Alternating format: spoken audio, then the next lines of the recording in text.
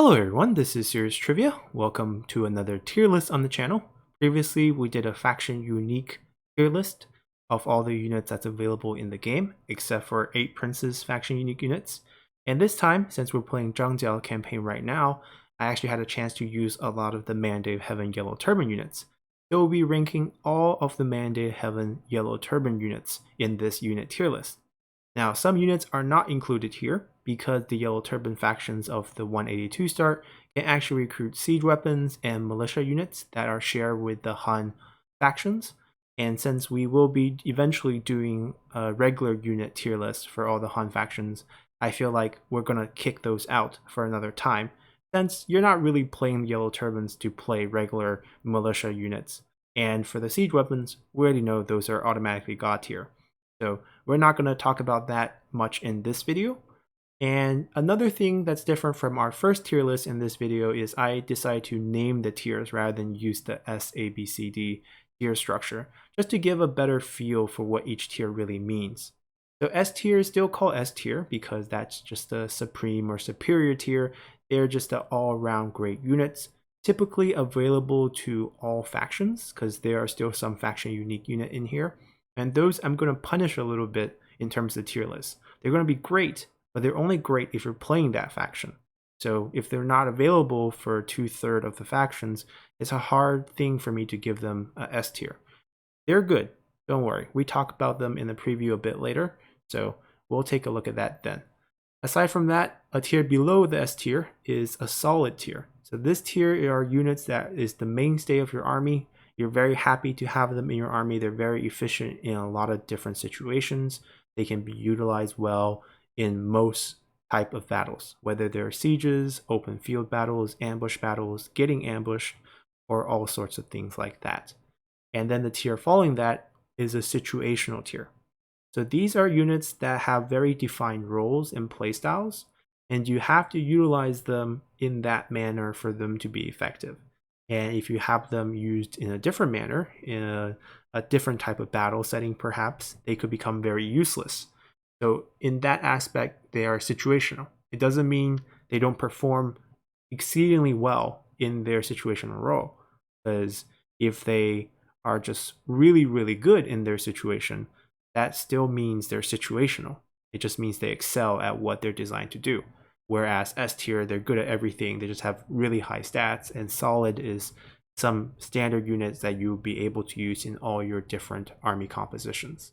And then below situational, we have subpar. So subpar here means you have a unit that outperforms you at a similar price point, because we're going to think about value as well. So for example, there might be 2 archer units with very similar damage, very similar stats, and one unit will have much more ammo at the same cost.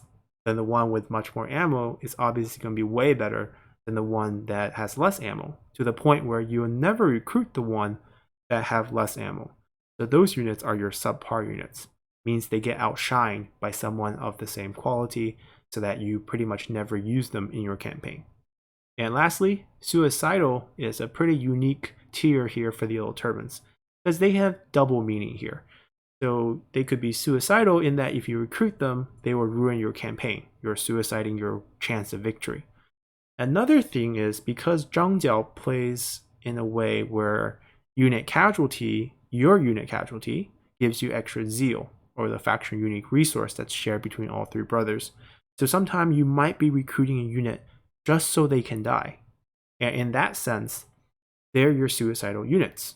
Means they're bad at survival, but maybe they're serving you in a different purpose. So in a sense, we're going to reserve suicidal for those roles as well. So there's not your typical S, A, B, C, D tier. Each one has a unique thing. There's not that many unique Yellow Turban units in this period. There are 6 units that are faction unique. We talked about them in our previous tier list, but we're still going to visit them here. There's 12 units that are restricted by class, 4 to the veteran class, 4 to the scholar class, and 4 to the healer class. And aside from these 18 units, there's 7 other units that are just shared between all the classes. And before we jump into just listing them into the tier list, we're going to first take a preview of these units in-game, where we can look at their detailed stat card, get familiar with their unit cards, because some of the visuals might not be so noticeable, given that I prefer these minimum unit cards. So let's go first take a look, we'll come back, and I'll rank these. See you guys then. Alrighty everyone, welcome to the preview section of our unit tier list for the Mandate of Heaven Yellow Turban units, and we'll be starting this off by looking at the units divided by their unit type. So first we'll take a look at all the cavalry together for better comparison, then move on to range infantry, into polearm infantry, and finally melee infantry. So the first unit we'll be looking at in this preview is the Tyrant Slayer. Now the purpose of this preview is just to highlight a few key attributes, or maybe something you want to bring attention to the unit, and not go super in depth about all the stats, because I do want to keep this guy short. And we'll be talking about some of the more detailed stuff when we actually place them on our tier list once we finish this preview section. So the first thing we want to notice for this unit is it is a faction unique unit that's only available for Zhang Liang's faction. So you can only have this playing as Zhang Liang. And the unit itself is available on all three classes because it is a faction unique unit. That means healers, scholars, and veterans can all recruit it. And that by itself is a huge plus, because there are 12 units out of these 25 that are restricted to a class. 4 each to the scholar class, 4 to the veteran class, and 4 to the healer class. And sometimes that really restricts your army composition, which will be a separate guide in the future. But here, looking at just this unit, we want to highlight that they have really high charge bonus, which is one of the best stats for a shock cavalry unit, because this gives them a bonus damage, speed, and just knockback when you initially engage a unit. So 350 is very high, and that's what makes them excel. Aside from that, they have a passive bonus called Slayer of Heroes that allows them to do 4 times damage, base and armor piercing to enemy generals. That will push their melee base damage to about 112 and armor piercing to 144 per unit. So we have 60 unit here. We're demonstrating this on extreme, but if you have 30 or 40, the damage will scale down a bit, but health pool will also scale down for the generals, so you'll be doing the same proportion damage to the general regardless. They also have decent speed because it's not heavily armored. You might think this might be a con, but you want around 94 speed to chase down enemy generals and engage them in a fight, a prolonged fight where you can just consistently do your boosted damage onto them. And they make for quite good shock cavalry units even when they're not engaged on enemy generals, simply because the 350 is quite high, which we will see. So moving on to our next unit here, we have the Mounted Lancer Defectors. So these units here are also available to all general classes for all 3 factions, and once again they're your standard shock cavalry unit for the Yellow Turban forces. You can see their shock charge melee damage bonus is only 253, much lower than the Tyrant Slayers, but even at this level they are still a very quality shock cavalry unit. If you want to run cavalry, this is your go-to unit because they have extremely high speed. They can help you run down enemy unit. They're available quite early and they're not that expensive. In terms of cavalry units, these are kind of middle of the pack. Now obviously cavalry is going to have higher upkeep than infantry, so perhaps a lot of the strategies we've been using in our Zhangjiao campaign, just overwhelming the enemy with sheer number of peasant infantry. These guys going to come at 60 a unit and they're going to cost about almost 3 times as much as peasants. So you could run, around 720 peasants per 60 cavalry. So that's kind of the cost benefit that you're weighing here. But peasants can't do a lot of things, right? If peasants beat the enemy unit in battle and routes them, but they don't route completely, you can't chase them down like you can with cavalry units. So they still serve a pretty good purpose in the army, and the high mobility cannot be understated. So moving on, we have one final shock cavalry units for Yellow Turbans. These are the Righteous Vanguards. They resemble closely in the base game to a Tiger and Leopard Cavalry or a Jade Dragon because they carry a shield that gives them 45% range block chance. It does have pretty good melee charge damage. It's heavily armored, so it's quite slow and has good morale and good health. But honestly, these units in my mind are not that great because they don't really serve the purpose you want them to serve.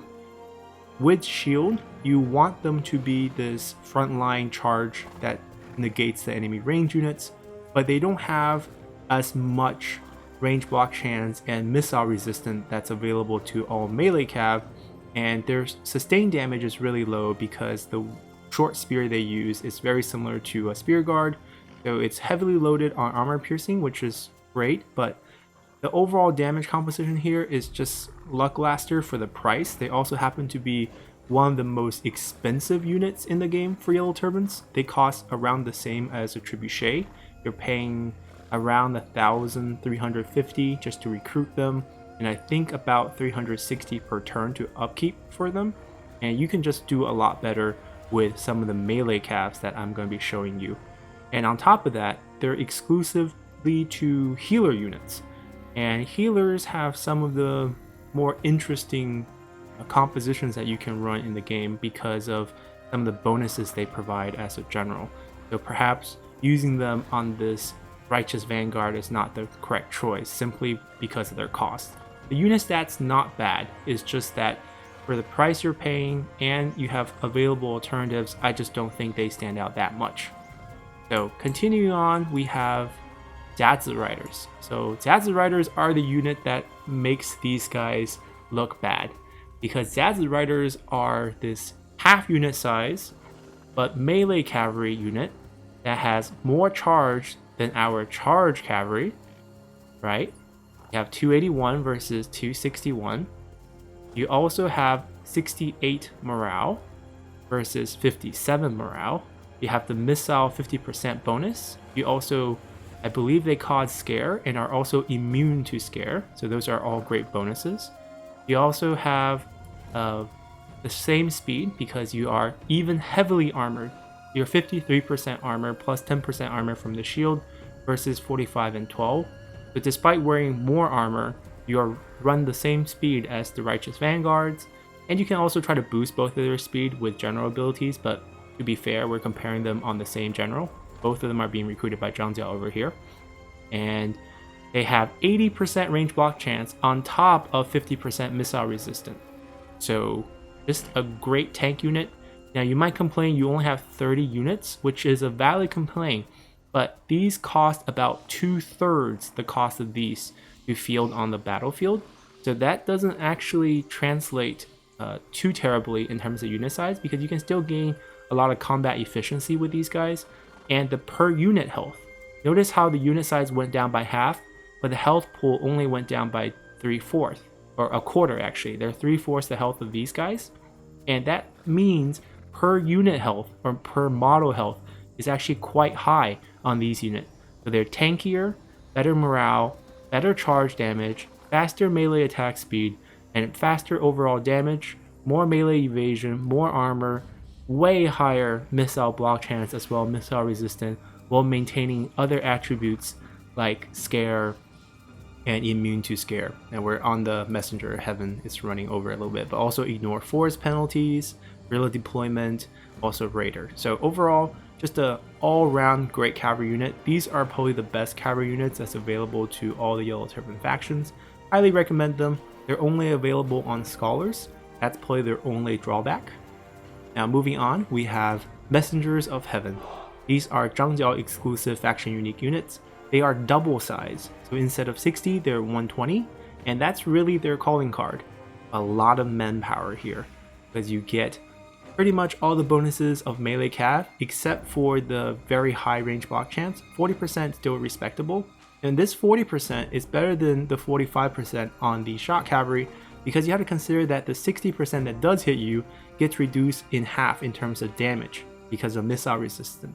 So technically, if the same amount of arrow shoots at them and them, they will take 55% damage, let's say, and they will take only 30% damage.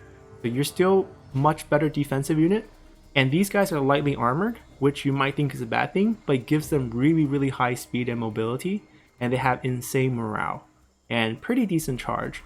So you can definitely use these guys to charge the back line, kill off enemy range units, and there'll still be so many units left that you can engage them in against the melee roles afterward. So pretty great units. As a faction unique, there's really nothing you can complain about them. Available on all classes, and quite early on the tech tree, because you gotta think about that faction unique units are very low in terms of the reform required, and some of these other units like the Righteous Vanguard and the Jadzi Raiders even are at the end of the military power reform tree. All these things should be factored in. Now, lastly, we have mounted saber defectors. So these guys here are your anti-missile unit, and that's what they're really used for here. You don't have much charge. They're similar to the Messenger of Heaven, so it's not terrible. You have lower morale, but you have outstanding range block chance.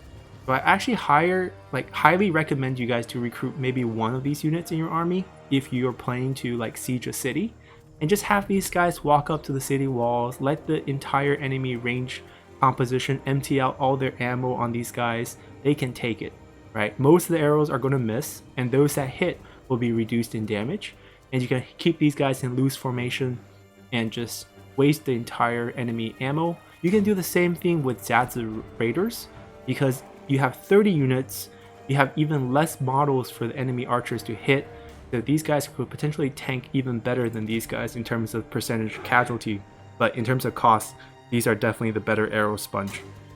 So that kind of wraps up our cavalry preview, and we can move on to our range units, which are also some of the most interesting units in the game, starting with another faction unique unit in the Yao Guai Hunters. The Yao Guai Hunters are exclusively to Zhengbao, and we mentioned these in our previous faction unique tier list. They play very differently than most other range units in the game because their default arrow type is the poison arrow. So their arrows almost does no damage. The only purpose of their arrows is to inflict poison on the enemy, and poison is this damage tick that applied and you have 15 seconds of poison damage. So you want to fire like one volley on each enemy unit and rinse and repeat. And these units are really good because they come with snipe and stock, which enable them to remain hidden on any terrain type and also remain hidden when firing. So they're the invisible sniper on your force that will weaken and even destroy many of the enemy troop. Very high ammo, decent amount of range, decent fire rate. These all really doesn't matter because the enemy's not going to see you and they're not going to be able to bother you as you shoot them down. In siege battles where there's gates, these guys can sneak into the towers without getting hit, capture some empty ones for your unit to move through. Just very versatile but very micro intensive unit. But given that they are a faction unique unit, you're also not restricted by class, which makes them quite outstanding as well. Now moving on, we have two units here, Archer Gain and Poachers. We should talk about them together because these two range units are the ones that are available to all factions and for all classes. And they're just slightly different. They have the same recruitment costs, same upkeep costs, but the Archer Gain stat-wise are just a little bit better than the Poachers. So if you just want to use them as your standard archer in the army, then the Archer Gain is definitely the way to go 100% of the time. You have more ammo, you have the same damage, but you have more armor, you have more morale, more health. And these guys, even though they all have the same 240 unit, have about 8k less health. Their per unit health is lower. You also have worse morale. We can even compare these two real quick. You can see that aside from Poachers having better melee damage and melee armor piercing damage, all other stats are worse, right? You have 8 less ammo, which is a big deal, because 8 is roughly about a third of their ammo count. So Archer Gains technically a maximum can do 33% more range damage compared to Poachers at the same cost. Archer Gain also have 20% armor versus 7% armor from the Poachers, and have a 4% advantage in terms of melee evasion. The morale is slightly higher, the charge bonus is slightly higher, the health is significantly higher. So overall, if you're just planning to use them as regular archer units in your army comp, definitely go with Archer Gains in the early game. They're quite good. Now, why would you ever recruit Poachers in this case? Well, Poachers have a few passive stats.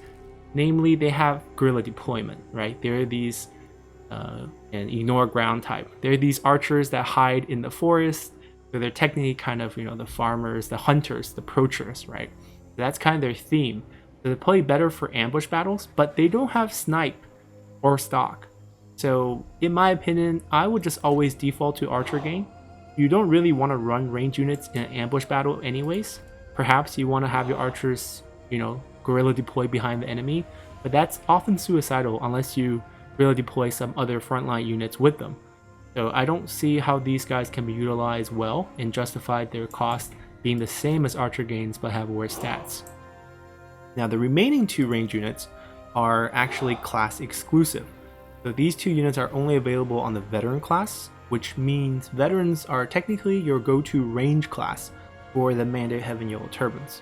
They also are the only ones that can recruit siege weapons, which you don't see here because we mentioned earlier we are not going to cover any of the overlap units with the Han factions because we're going to have separate guides for them. And plus, the only units that's available to you are siege weapons, which you know are God tier anyways, and militia units, which are so-so. And if you're playing as Yellow Turbans, why would you play as, Han militias in your army composition? So let's look at these 2 veteran exclusive units. You have the Archer Defectors. They have the same damage profile as the 2 other Archer units, Archer Gang and Protrus we just seen, and they just, have very similar stats. The Lance Chosen is the unit that I'm going to highlight here, because these guys are the only unit that has 225 range in the Mandate of Heaven for the Yellow Turbans. And 225 range used to be this middle ground between bow and crossbow, but after the crossbow nerf in 1.5, 225 is actually outranges the 220 on the crossbow now. So Yellow Turban archers, these Land Chosen and the Scholar archers, I forgot what they're called, but they're the Archery Masters. That's what they're called. Archery Masters for the Scholar class in the 190 Yellow Turbans. They all have 225 range. So they actually both outshoot crossbows now. They are basically the farthest shooting archer unit aside from Onyx Dragons, which is still reign supreme, and some of the really high tier crossbow units that are really rare in the game. So the Lance Chosen here, if we look at the stat, it's not too impressive compared to the other archers we've been looking at, but the range portion of their stat is quite nice. We're looking at an increased damage to base from 25 to 38, but our armor piercing does drop from 15 to 10. So that part is a bit of a bummer, but overall damage does increase quite a bit. You're adding 13 here, minus 5 here, so you gain 8. And if you think about how far this have to drop in terms of armor percentage for you to lose about 8, the enemy needs to have about 24% armor, around that number there, for you to do the same damage as these guys. Well, actually not even that, because that 20% would also apply to them. They would lose 5 damage too. So actually the enemy probably needs around 30 to 40%. Too lazy to do the math exactly. You're actually not capable to do the math in my head right now, but there's basically whatever the armor percentage is, let's say 40%, this will lose 10 damage. We're running at 30. At 40%, this will lose around 16 damage. So we're running about 24-ish, so we'll be running at 34. We'll still outdamage them by over 4. So we're probably looking at closer to 50% then, because 50% drops us to 29 total damage, and this will be down to 17. So you have to have about 53, which is like the heavy armor, the stuff that Imperial armies wear, for these damage to equalize. So these Lance Chosen, more damage, more range, and a ton more ammo. 31, 40. That 9 ammo is a big deal. That's 33% extra damage in this army compared to this, because you can let them, assuming you're protecting your range units, you can let them fire till empty, and they're going to have a much higher damage output in terms of total damage output than these guys. So wonderful units here. Now moving on, we are going to fly to our Polearm group, and once again we're going to start with one of the faction unique units. So I believe these Zealots of the Way are also Zhangbao's units, and they have a special bonus as well. They have Focus on Combat. Think of this as a unique general ability similar to Sentinels. As time goes on, as you stay in combat, you gain progressively higher melee evasion while losing progressively more armor. Now technically you don't have much armor to start out with, so you'll be running at 0 armor very soon. But you do have a lot of armor melee evasion right away. So at the very end, you'll be at 88% melee evasion. For comparison's sake, that is pretty much on par with Zhao Yun and Chen Pu, without too much stat buff. Standard level 1, Zhao Yun or Chen Pu with a gold weapon, and that's very high. That means these guys can just outlast you in fights. You just can't hit them. That's kind of what their calling card is. They also are very agile in that aspect, similar to a Pearl Dragon from the base game, in that they have no shield but have 35% range block chance, and the fact that their faction unique units make them available for all generals to recruit. They're excellent in ambush tactics because you can run these guys into the enemy. You are going to win those fights. You have high charge for being an infantry. You have very good damage. 65 total for 24 attack speed. Very respectable damage, and the longer you fight in these, clumped up melee fights, the stronger you will be. So, pretty good units for John Ball there. And moving on, we have some fervent defenders. So these are your very standard, similar to heavy G infantry from the base game. Pretty good armor, no range block chance. That's their huge weakness. And that weakness by itself kind of disqualify them from being extremely useful in any armor comp, especially since Yellow Turbans also happen to have stored shields. These giant shields are similar to the heavy spear guards from the base game, and you have 80% armor range block chance, not armor piercing damage. You have 35 armor piercing damage, 8 base damage, similar attack speed to most spear guard units, very high morale and very high health. Just a very sturdy front line against the enemy forces with these giant shields. And if you can give your generals an item in terms of follower item to unlock formations, these guys can have access to turtle, can have access to shield wall. It's just that you can't passively get them from just generals level up. You have to have the right item.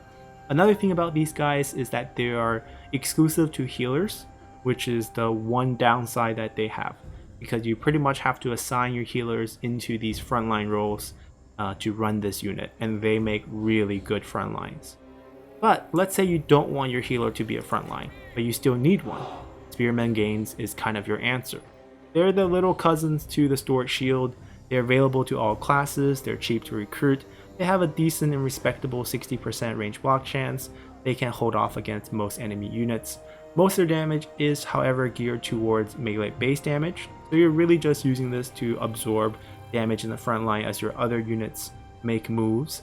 Perhaps the reason why you didn't run stored shields on your healers is because you're running axe charging units like Bringer of the Peace, which we'll talk about later, and maybe they will help you win some of these fights. But overall, if I had the choice, I tend to just go for stored shields. These are just very well statted units for the Yellow Turbans. They're also not terribly expensive. They are definitely on the pricey side, especially compared to the rest of the polearms. Most of the polearms run around 135 upkeep, and stored shield runs around 215. So, moving on, we have Z defectors. So these are basically Z militias that defected. Nothing really to say about them. Not your fanciest unit. You know how to use Z militias, you know how to use them. You definitely have better choices in the army comp, because you can run Spearman Gains instead. And the difference here is really not much. You have more damage, but you're not really going to be charging these guys forward. The purpose of most of polearm units is to guard your flanks against cavalry. If you run them up, they lose their charge reflect because they need to be braced. That kind of defeats the purpose of running polearm units. Might as well run melee units. Those guys are much better in combat. A lot of their stats are off the charts, and if you don't care about enemy cavalry, go with those. Don't recruit these. Now moving on, we have Aesthetics of the Way. Now these guys have some added bonus other than the fact they hold a stick, which is quite cool. These are also the guys you see in the trailer training on the bridge. So they're all-rounder units. They encourage ally, means they have the encourage skill. So if your general has this too, it doesn't overlap. But if your general doesn't have it, it's nice to have one of your units have it. And what these guys do is that they're well trained in martial arts, so they have 56% melee evasion. So that's kind of where they excel, right? They outlast enemy units. Basically, they're the version of the Zealots. That Zealots are faction unique, these are not. But still, these are only exclusive to Scholars as well, so there is a class restriction. But overall, just fair units. And because they're holding a stick, they have no armor piercing, you got no blades. You just whack people with 51 damage, which isn't that high. So overall, not the greatest unit, but fun to look at. And lastly, we have Gallants of the People. This is the faction unique unit for Zhang Liang. Aside from his Tyrant Slayer, he also has these. And these guys are very cool.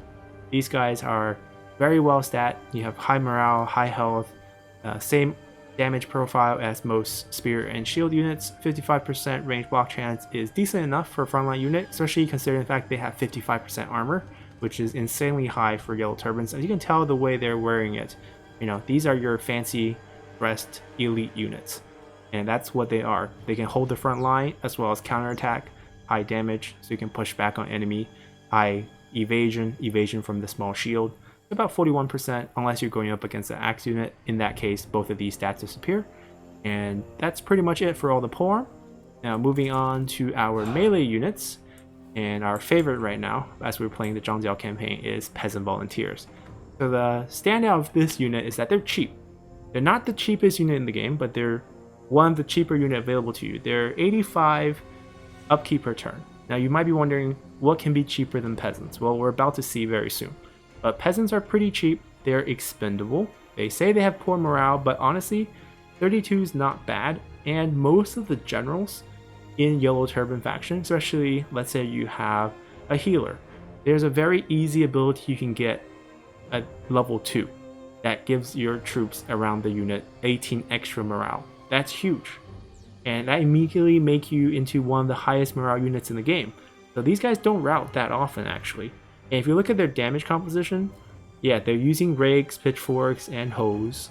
That's why they only have 42 base damage, but 42 base damage is really high against early game, low armor units. If you're fighting against themselves, think about it, 7%, barely does anything, right? Most of the light armor are 70%, medium armor is around 20%, and let's say you do go up to the super heavy hitting heavy armors, you wouldn't be fighting those with peasants. These are your early game options, and they're very serviceable, so don't sleep on these guys. Moving on, we have Redeemed Outlaws. So these guys are kind of your Saber Militia, similar type of troop. Pretty good range block chance, decent damage. See, look at their damage composition. Together it's 40, these guys are 42. Just taking a comparison real quick. Let's say these guys are fighting 50% armored enemies, really strong, right? So you only do 21 to them. These guys fighting 50% will only do 26 to them. 21, 26, not a big difference. And if you're fighting, enemies that don't have much armor, 42 is higher than 40. So these guys have very respectable damage. Now, these guys are definitely more well trained, I have to say, and you can tell by the higher melee attack rate, better evasion, better armor. Definitely a better unit, but also a more expensive unit. So you have to balance that out there. Now moving on, we have Saber Defectors. These guys are kind of like twins, right? Saber Defectors does a little bit better than these guys in terms of stats, and both of them are, not restricted by class. So it's really up to you. There is a 10 upkeep cost difference between them. So Saber Defectors are actually the cheaper ones, which kind of makes me favor them a bit more, even though damage profile is a lot lower. Depends on if you want to use them as defensive or offensive units. If you're just hoping to use the shield to protect you against range units, which I don't recommend you to do because you do have stored shields, then just Saber Defector is enough. Saber Defector has the same exact amount of defense as these guys, but in terms of offense, these guys are better. But really, in terms of offense, these guys are enough. And speaking of offense, here we have exemplars of the Dao, or Tao, but it should be Dao. It's a D sound. And exemplars of the Dao here are veteran exclusive units, and by the way they look, you can tell they are one of the elite units. They have a shield that gives them 55%, and even though their armor looks really cool, it's only a 32% armor, so not that high. 33% melee evasion is fine. Heavily skewed toward armor piercing damage. Very fast attack speed with these mace. So that kind of gives them a lot of damage. Pretty good hit points. They have very decent hit points. So for example, these guys have around 600 health per unit. These guys have 720. So despite the fact they both have 240 units, these guys per model is going to have a lot more health. So that's kind of thing you have to look out for. Just a very sturdy, heavy hitting, and decent defensive frontline units. And moving on, we have these Unbreakable Bringer of Peace. These are quarter size units, very small. You can see there's only 60 of them in the 240 standard size. So not many units to go on. Their fame is that most Yellow Turban garrisons get 2 of these, which means you always have 2 unbreakable units available to your settlement garrisons. That's very nice. They still have the 33 attack rate, dual axe. Well, actually, sorry, mouse on the wrong place. But never mind, they have dual axe, so it slows them down to 24. But they have extra armor piercing damage at 47. Add on the base, we're seeing about 63 damage. Pretty high, pretty decent melee evasion, pretty good armor, and a better charge. But key thing about them is that they have excellent morale because they're unbreakable. And then we have the best damage unit in the game here for Yellow Turbans. We have the Huanglao Paragons. We've been utilizing these guys recently in our Zhangjiao campaign. Loving these guys. They have combined 96 damage. Most of it is on base damage, but they have 27 attack speed. That's really good too. They have decent defense, no range walk chance, that's their weakness, and they're half unit size, but they're the cheapest unit in the game. Peasant Volunteers cost 85 per turn to upkeep. Huanglao Paragons cost 80. So cheap, so much damage. Definitely recommend you guys to try these guys out. You can spam armies of them, right? Think about for, let's say we take this Jazzed Raider who we really liked when we introduced them. These guys have upkeep of 240.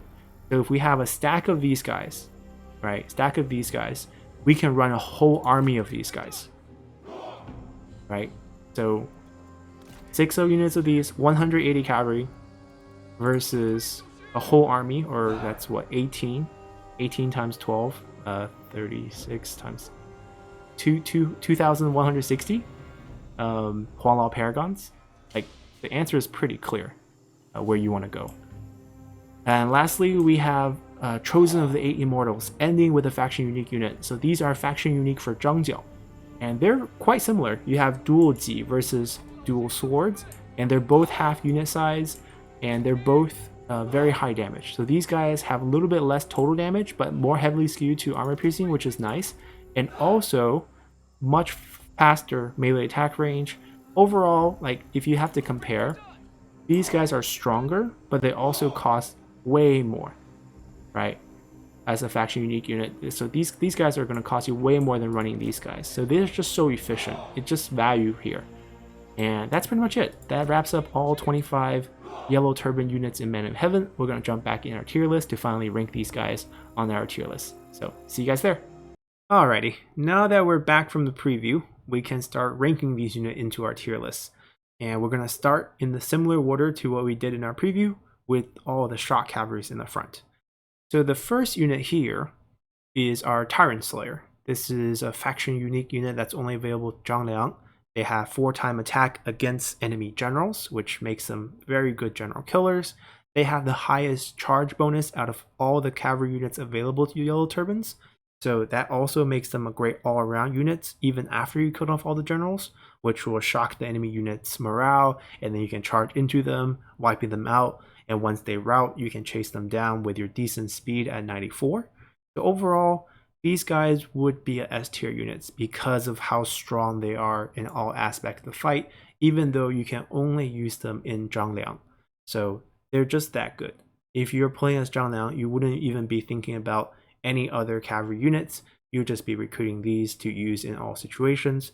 Now, of course, as a shock cavalry units, you will suffer a bit of drawback because you'll be bad against enemy archers, but you can definitely play around with that by using some of the other cavalry units. And cavalry is at a premium here for Yellow Turbans. You only have access to 6, and 2 of them are faction unique units, so technically you have access to 4 that's shared between all the factions. That's very few cavalry units, and cavalry are one of the strongest units after patch 1.5, so this is definitely deserving of S tier here. And then moving up, we have a Mounted Lancer Defector. So you can think of these as the Lancer Cavalry unit from the base game that defected, or maybe a Mounted Lancer Militia unit. The stats kind of in between both of them. And they're only available on healers, but that's fair because all the shock cavalry are only available on healers except for the faction unique ones. And all the melee cavalry are only available on scholars. So they're all class restricted, so I don't feel like we should punish them for that. But Mounted Lancer Defectors are really only situational in my opinion. So they have decent charge, which is where they stand out. They have really good speed, but there's a lot of other cavalry units in this group that has good speed. And what they're really used for is to maneuver around the enemy back line, kill off their cavalry, maybe take a little bit of damage while doing so. You can't really just run these guys out at the beginning because enemy cavalry will shred these guys. They don't have very high armor, and archers just do a ton to shot cavalry nowadays. So speaking of archer damage to shot cavalry, we can move on to talk about our next and last shot cavalry unit here, the Righteous Vanguard. So this is kind of your clone of the Tiger and Leopard cavalry as well as the Jade Dragon. It's not as highly statted as those units because you have actually a very low charge bonus, which really hurts this unit. You have less charge bonus than one of the melee cavs in this game, and you have the highest cost. This unit is the highest costing Yellow Turban unit in our list. It costs over 50% more than any of the other cavalry units here. So this one would be 240. This unit costs 360 in terms of upkeep. So not worth it in my book. And because they're so expensive and does so little damage, and their only pro is that they're good against enemy range units, which is not really a pro at all. It's only a pro when you're comparing it to other shot cavalry. If you have a melee cavalry that has higher range block chance, 50% extra missile resistance, and has a higher charge than you, and is cheaper by a ton, then how can this unit be good at all? So I feel like this unit is actually going to be our first suicidal unit because they cost so much. It's really not worth considering this unit. Recruiting this will definitely suicide your chance at winning a campaign, especially if you break the bank to get them. So speaking of the unit that's actually what you should invest in for your factions, especially if you don't have a cavalry unique unit available to you, namely Zhangbao, you should definitely be recruiting Jiazi Raiders. So Jiazi Raider here, as we mentioned earlier, have higher charge bonus than both of the shared shot cavalry units. So this is available to all three factions. It has better damage, it has more armor, it has decent speed, and on top of all that, this unit, the only drawback is that it has only half size. So you'll be seeing 30, whereas this will be at 60 for extreme unit size. And if you're playing on standard size, you only have 15 of these. But that's not really going to hurt this unit much because most of the damage on cavalry is from the charge itself. And then you want to rinse and repeat, cycle charge. So you're not sustaining damage. So the fact that you have lower models doesn't actually hurt the initial charge, because if you stack multiple lines of the cavalry, the back lines aren't really going to charge into anything by the time they get there. So overall, your total damage output is very similar while being one of the best defensive cavalries in the game. You have 80% range block chance plus 50% missile resistance. So this thing you can just run out there, crush the enemy back line. So I'm going to put this at S tier, especially since it's shared between all the factions. Only scholars, but that's the same for all melee caps, except for faction unique units, of course. So moving on, we have the next unit here, the Saber mounted defector, similar to the Lance. So this unit here, I'm also going to put situational. Very similar reason, because this unit is good for one thing. It's really good as an arrow sponge. You want to run this unit into enemy sieges where you are just standing there to absorb basically all the ammo they have, because you have 85% range block chance and you have 50% missile resistance. So it excels in this role. It has very low charge, it doesn't have any damage. If it wasn't good at blocking arrows, this would definitely be a subpar unit. It's slightly cheaper. This is one of the cheapest cavalries available to Yellow Turbans. That's why it's going to be situational. And next up, we have the Messenger of Heaven. These are available to Zhang Jiao, and their calling card is they are double size for cavalry. So they have twice as many as all of these guys here and 4 times as many as the Jiazi Raiders. It is a melee cav, so you will have the 50% missile resistance. No shield, but still 40% range block chance. So the extra number, higher damage because of the dual wielding sword, decent charge bonus. We're going to put these guys as solid.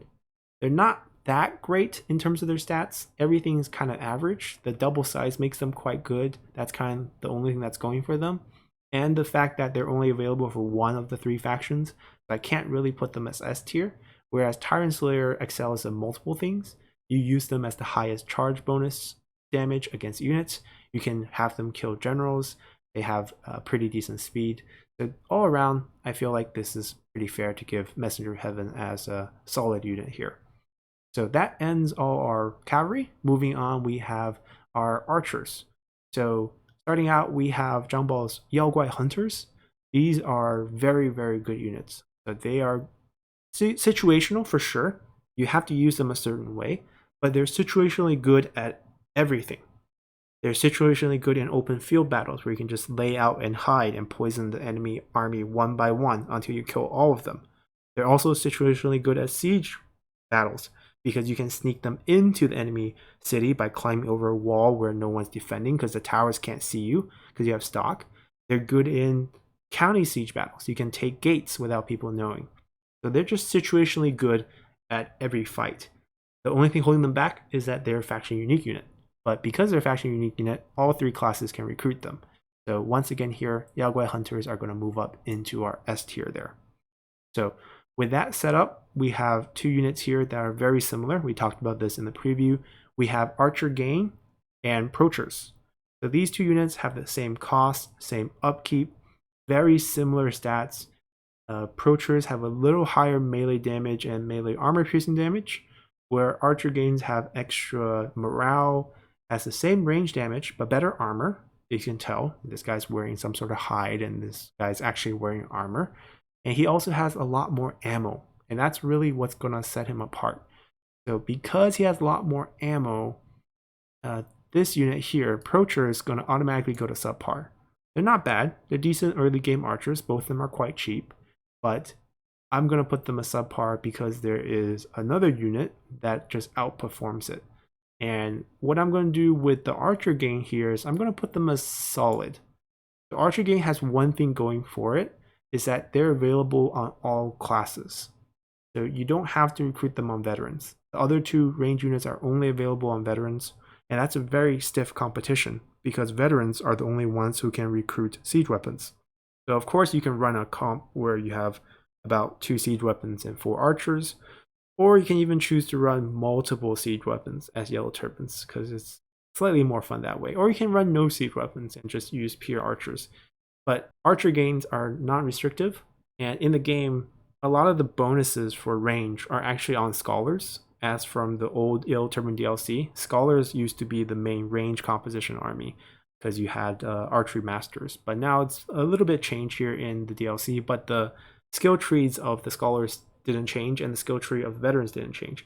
Veterans does have all the combat skills in terms of Yellow Turban skills, but the skill they inherit from the base game in terms of what skill they can get, they don't have a lot of the sentinel skills that boost archer damage, so it's gonna backfire a little bit.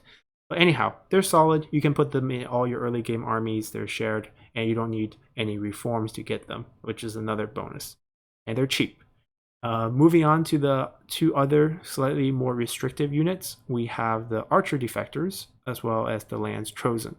So Archer Defectors have the same damage profile as these guys, and because they are going to be a little bit restrictive in terms of their class, because they're veterans, I'm actually going to put these guys right behind them. So they're the same thing. They have the same damage, same armor, same, pretty much same ammo, very close. Same range, same base damage range, same base armor piercing range, but these guys are cheaper.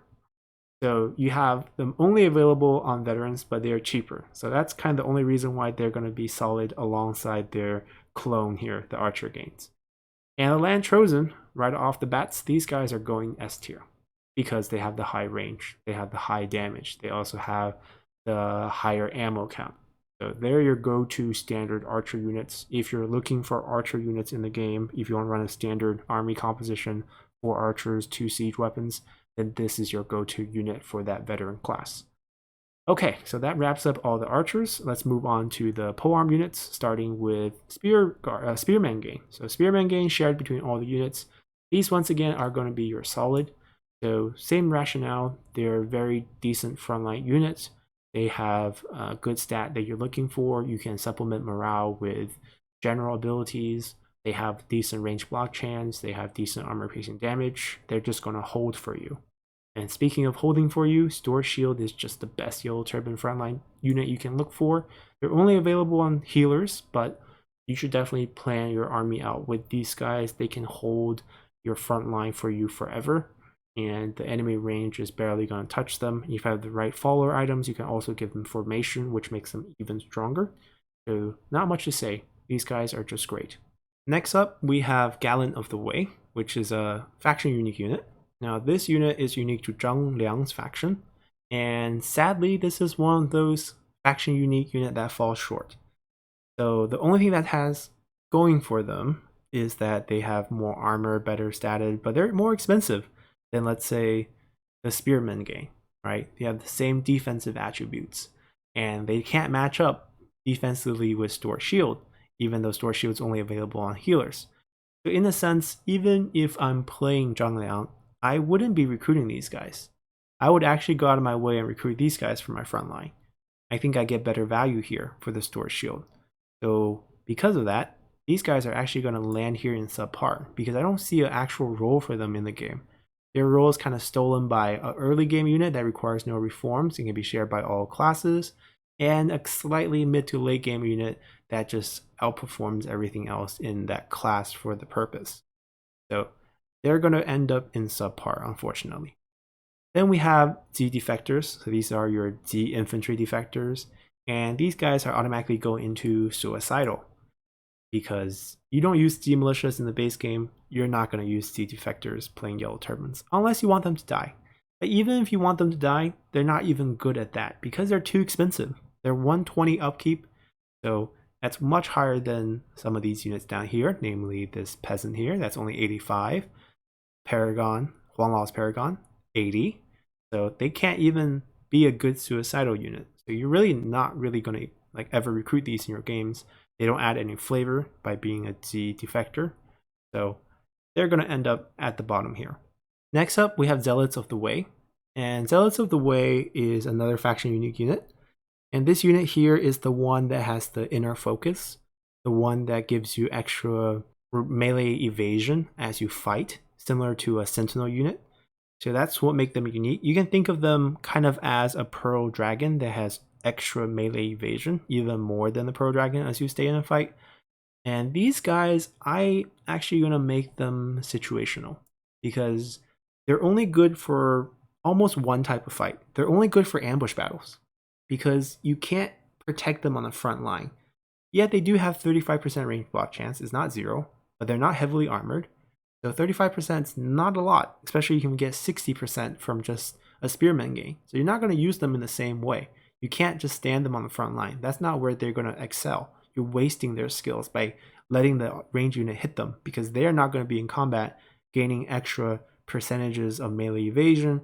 And if they happen to be in combat and get shot at the same time, all their armor is going to be gone from that same bonus they get. It's minus armor, increased melee evasion. So there's some drawbacks to this unit. But if you have them in ambush, charge them out at close range, engage into enemies that are clumped together, fight for a long time where they can't touch you at the end, then these guys are going to excel. So they're only good situationally, and plus they're faction unique, so only 1/3 of faction get to enjoy them. I'm going to put them as situational here. So next up we have Fervent Defenders here. So this unit, I'm going to sadly put them here as suicidal because they don't really fit a role, right? You can use them similar to how you use the Zealots. You can run them in an ambush fight, but if you're looking for a close range offensive unit, you're not going to recruit polearm units. You have so many good melee units available to you as Yellow Turbans that you're really never going to go for them. Polearm units are really used for defensive purposes. You want them braced, you want them to counter the cavalry charges at your front and flanks, so you don't want to move them. And if you don't move them, the enemy range unit is going to sustain fire on them. So if you don't have a shield, you're really just there to suicide. So I'm going to move them into the suicidal tier. And finally, we have Aesthetics of the Way. These guys add a lot of flavor to the game because they were in the trailer as the ones on the bridge training with the gun or the sticks. And that's really their only purpose. They're not that great in the game, and they're going to end up suicidal as well for the same reason. So with that settled, all the polearms are done, and we're finally on to our last group of melee infantry, starting with the peasant volunteers. These guys, to be honest, they should be S tier to solid, but in a sense, they are a really good suicidal unit. They have very high damage, and they're underrated. They're expendable for sure, very cheap. Get so much value out of these guys, but they're good at dying. That's what they're good at. You're going to struggle to win fights with them in the late game once the enemy becomes stronger. You want to overwhelm them with peasants, as you have way more peasants than they have armies, so that's not really a fair comparison to their abilities. So in a sense, I think suicidal is the correct place to put these guys. And then we have two units here that are also very similar. You have Saber Defectors and Redeem Outlaws. They're available to all factions and to all generals. They cost very similarly. Saber Defector is about 10 cheaper, 135 upkeep versus 145. But the Redeem Outlaw are the ones with extra morale and slightly higher damage profile compared to the Saber Defector, which only has a slightly higher charge bonus, I believe, is their one advantage. But overall, both of these units are actually going to be subpar units. For very similar reason to why these units are suicidal units, because polearm units are designed for defense. Melee units are designed for offense. So why are they carrying a shield? Right? They're giving up so much their damage potential by trying to be too many things. They're trying to be the unit that can close the gap against archers while not getting shot at. But when you're doing that, the enemy cavalry is going to shred you. So in a sense, they're also weak to cavalry to the point where I don't see why you need shields. Like if you're going to utilize these guys, you have to utilize them in a way where you already neutralize the range threat, right? Or you neutralize the cavalry threat. So a good way to neutralize cavalry's threat is to let them charge you. That's why you have a solid front line. Once they charge you, charge reflect on them, they're done. And then your melee comes down and fight. And at that time, hopefully your cavalry or your range would have annihilated the enemy range. And then you want to deal heavy damage with your melee units. You're not buying them to be a good defensive unit. So in a sense, I think both of them are actually subpar. And if you're thinking about getting melee units, you should be thinking about damage because you have so much good melee damage unit as Yellow Turbans. So starting here with the exemplars of Dal. So these are veteran exclusive unit. These are very expensive. They're slightly cheaper than cavalry, but that's already very expensive, around 225 per turn in terms of upkeep. They have very high health, good armor, good shield. So technically, in a sense, they could be frontline, but because you don't have access to formations, so no shield wall, you can't get charged negate. So in a sense, they're not going to be good frontline. But they have really fast attack speed with their mace. So they hurt. And the mace is also a lot of damage. So that's why they're a decent unit. But they are not as good as the three that's behind them. So at the end of the day, he falls also into the subpar category because you have this very expensive unit who doesn't do enough damage. Because if you look at the damage profile here on these units, they have 11 melee base damage and 22 armor piercing damage, total of 33 at 30 attack speed. That's nothing. This guy can rack it up to about 90 total. So not even close, a third of the damage for a shield where you don't need a shield. You activate your melee infantry once the enemy infantry has collapsed with your front line so that you have like very minimum archer damage because of collateral damage. The enemy AI won't shoot at your units, and that's when you excel. So you're not looking for these units at that point. What you're looking at is, let's say, Bringer of the Peace, dual axe. They're only available on healers, which is kind of a small drawback, but these guys are very good in the game. I would definitely put them as solid. So they're unbreakable. That's the one thing that really stands out for them. And they have high damage. The only thing that draws them back from S tier is they are quarter size unit. So they're not even half size, they're quarter size. So you get very few of them. And unlike cavalries where most of the damage is on charge, infantry actually had to fight hand to hand. So being quarter size does hurt a lot more than being half size. So the damage definitely falls off if you compare it to a quarter size. You got divided by 4 basically, is how much damage you can do. The fact that they're unbreakable also have some drawbacks. Let's say a fight that you're destined to lose. Because you have unbreakable, these units will absolutely get wiped in every single fight, and that will take 2 turns of cooldown to get them even back on the field. Whereas if your other units could rout in a fight that you're going to lose anyways, you can still save them for an upcoming fight or be able to take advantage of replenishment so that they can be back in the fight much faster. These guys are going to be out for 2 turns before they even start mustering again.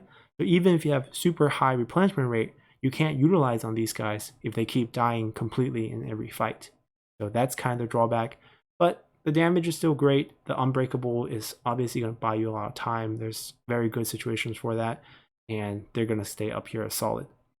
Long Lost Paragon is going straight into S tier. These guys have insane damage. I have no idea how the game decided to give these guys combined damage of around 90 something, and very fast attack rate as well. Not as fast as these guys, but that's another story. So Huanglao Paragon here is going to be your cheap unit, only costs 80 upkeep. That's insane. They're cheaper than Peasant Volunteers. They do so much damage, right? We've been saying that over and over again, but worth repeating. So much damage. Please use these units. Definitely worthy of S tier. And lastly, we have our last unit here, the Chosen of the 8 Immortals. This is Zhang Jiao's faction unique unit. Very similar performance to this, even better damage ratio in terms of late game because you have much more armor piercing damage, even though your total damage is a little bit lower. But overall, more expensive, of course. But I would still take these guys into any battle because they're going to be very useful here for you. So this is going to be our tier list at the end.